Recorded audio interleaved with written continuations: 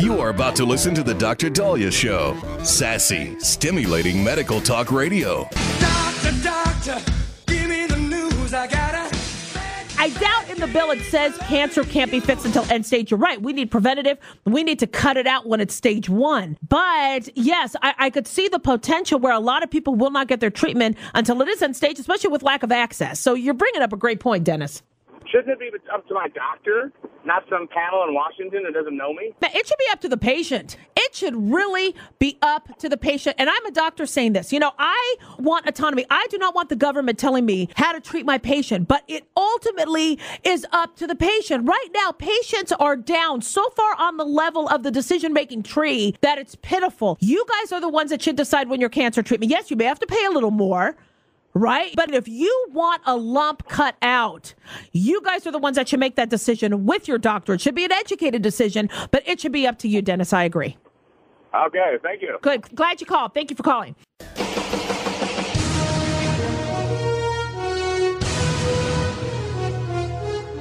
Promised, I have the Super Bowl predictions on who's going to win for the year. Now, you know, I know a lot of my friends were like, what? You don't watch football that much. Well, yes, I do. I like football. I'm a Cardinals fan. Of course, I've been watching football this year. You know, from a medical perspective, y'all may want to listen to this because I think I've predicted who's going to win the Super Bowl tomorrow just from the medical statistics alone. I got my information here from I think it's the NFL site injury report. Now, that probably means a lot more to you guys than me. This looks like a list of injuries, and I'm taking a look right now at the type of injuries the Saints had and what put the players out this season and the Colts. Now, you see a lot of elbow injuries and hand injuries and shoulder and ankle. And, you know, these orthopedic injuries can really be an issue, especially since the game is going to be played in South Florida. But there is nothing more devastating to an NFL player, nothing more devastating to the game than a groin injury. So what we did is we filtered out all these other injuries that these players had, and we took a look at who got their groin attacked during these games. Now, I know people are like, nah, groin injury is not that bad. I think it is. Now, true, I don't have a groin. I don't have testicles. But if I did have a testicle, well, I mean, I know it'd be more realistic to have 2 testicles than 1, but let's just say if I had a testicle and it got sacked in a football game, I don't think I could play football, let alone hold the ball. So as far as I'm concerned, the groin injury is the worst. So if we take a look at the New Orleans Saints and we see who had a groin injury, Jabari Greer. Oh, he sounds like a nice fella. He looks like a groin injury that put him out January 29th, 12/25, 12/18. He's got to get his groin out of the way. So it looks like Jabari Greer is the big groin victim of the Saints. But when we take a look at the Colts, we have here Irvin Baldwin, who had a groin injury, January 15th, that put him out. Reggie Wayne had a groin injury, and Gerard Powers had a groin injury. So if we just take a look at the science here, the Saints, only one person had a groin injury. The Colts, Will Smith. Will Smith apparently must have joined the Saints, and he had a groin injury too. I didn't know Will Smith played. But anyway, Will Smith had a groin injury too on the Saints. So if we take a look, that's 2 groin injuries for the Saints, 3 groin injuries for the Colts. The Colts are not going to win. I'm sorry, guys. Looks like the Saints are going to win tomorrow.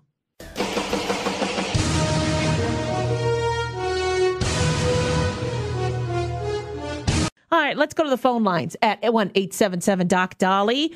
Bill, welcome to the Dr. Daliah Show. Hello? Hi, Bill. How are you? Oh, hi. Hey, I'm in my early 70s. My wife's in her late 60s, and she's no longer interested in intimacy, and this has been going on for a couple of years ago. Nothing, no affection, no touchy feeling. She just says, oh, that's the way it is now. She says, I've looked it up on the Internet, and we're just not supposed to do anything anymore. And I said, that doesn't sound right. I said, and I'd like to know what's going on here. Exactly. And she's 70 years old, you say? I'm in my early 70s. She's in her late 60s. She's in her late 60s. Is my life over with now? I know. That is so frustrating, Bill. I am so sorry you're going through that. It is so common, and we have so many couples. Usually it's the female not wanting the sex. Very rarely is it reversed. And a lot of women's sex drive actually drops in their 30s. And it actually is biological. It's not always psychological. There is some sort of biological mechanism that we're trying to put our finger on. But a lot of women, they don't want intimacy because of the dryness and the bleeding and the pain they get. So I would probably recommend, if she would be agreeable, to go to her gynecologist and sit down and talk, because sex is very important. And I can't stand seeing so many men not being able to be intimate with their wife because the woman says, I don't like it, that's it. And, here they are being good men, staying true to that marriage, committing to their wife, but the wife doesn't want to have sex. And sex is one of the most powerful activities that a lot of us do not want to suppress. And even though nobody's saying it's an excuse to go and cheat, but how do you tell a man who's a very vibrant, very healthy level testosterone, very healthy, penile, caring man that he can't have sex? And it stinks because a lot of men are really missing out on some good times for decades of their marriage. So I would say, look, you need to bring your wife into the doctor. You need to tell her how this is important and you really want to be close to her, but what we could do to help her get into the mood. I don't want anybody having sex that doesn't want to have sex, but there are some things that may be able to help, and they're more in the hormone category that may be able to help her. Okay. Thank you very much. Yeah, good luck with that, Bill. Bye now.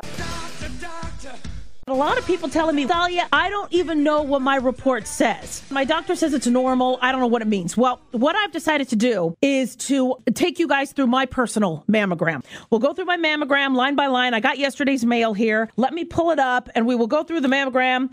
Here we go. Okay, I got my mail here. Past due, disconnect notice. Here, radiology services. Radiology. Okay, hold on. Let me open this up. Going through a mammogram. It's very important. Gonna look line by line, get to the meat of what these mammograms mean. All right, here we go. Patient, Daliah Wax, that's me. Birthday, June 16, 19, you guys don't need to know the year. Patient is a middle-aged female who presents for yearly mammogram. Patient was in a gown and disclosed that she had shaved in preparation of today's procedure. I only mentioned that to the front desk receptionist. That's a little private. I didn't think they'd put this in my personal mammogram report. I need to talk to the dictationist. Standard imaging was used. Bilateral breasts demonstrate evidence of extensive cosmetic surgery. Again, that was supposed to be private. My personal mammogram does not need to have that. They didn't have to go and say that. What else does it say here? Right mammogram was performed at 4 inches lower than left mammography. Oh, come on. This is ridiculous. Come on. Now maybe I should have read this before I read this on the air. What else does my mammogram say here? Standard imaging was used. Technician was summoned since mammography machine was calibrated for above the waist. And for this particular patient, lower extremities were unfortunately going to be in the image. Okay, that's not true. I saw the technician come in. The technician just came in to check something. Yes, he was near my ankles, but I don't think that's what he had to do. I think my mammogram needs to be redictated. This is ridiculous. What else does it say? Due to the mass quantity of the tested body part, we recommend that the radiology services charges 1.5 times the usual and customary cost. Are you serious? Come on. This is insulting. This is really insulting. I'm humiliated. I don't even want to read my mammogram anymore. Tattoos. Oh, come on. Tattoos of 2 Hollywood stars we believe to be main leads in the Lord of the Ring trilogies, i.e. Viggo Mortensen and Orlando Bloom, proved to be obscuring, if not distracted at the very least. All right, you know what? Forget it. You guys are on your own. Just read your own mammograms. This was a complete waste of time. I am thoroughly humiliated. This is a good one. It's always about gas. Dr. Daliah, this is Julie from Phoenix. My husband has terrible gas. It doesn't matter what he eats. He burps and farts all night long. I can't sleep. What do you suggest? I suggest get a new husband. You got plenty of choices out there. You don't have to have one that farts. Julie, that was a good question. No, all right, I'll be serious. Ladies, a lot of us don't like our husbands because they have gas, but I'm sorry, we have gas too. It's not just all the men. So ladies, you have it. And it's what you eat. It's what you're probably feeding your husband. If you're the cook in the house, cook him something that's less, I don't know, I guess, gaseous, like less onions and legumes and lima beans. Nobody likes lima beans. Don't be cooking your husband lima beans. That's what he's doing. He's punishing you, Julie, for cooking him lima beans and making him eat legumes. All right, guys, this is a great show. I am taking your emails all week long. I'm going to be back again next week live. This is the Dr. Daliah Show, sassy and stimulating medical talk radio. Be well, be healthy, be safe. God bless.